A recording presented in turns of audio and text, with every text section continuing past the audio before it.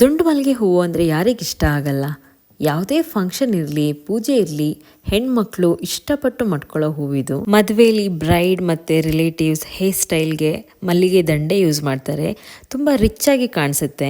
ಮಲ್ಲಿಗೆ ಹೂವಲ್ಲಿ ದುಂಡು ಮಲ್ಲಿಗೆ, ಸೂಜಿ ಮಲ್ಲಿಗೆ, ಜಾಜಿ ಮಲ್ಲಿಗೆ ಅಂತ ವೆರೈಟೀಸ್ ಇದೆ. ಏಪ್ರಿಲ್ ಮೇ ಬೇಸಿಗೆಯಲ್ಲಿ ಅರಳುತ್ತೆ. ನಮ್ಮ ಮನೆ ಗಾರ್ಡನ್ನಲ್ಲಿ ಲಾಸ್ಟ್ 1 ಮಂತಿಂದ ದಿನ ಇಷ್ಟು ಹೂ ಸಿಗ್ತಿದೆ.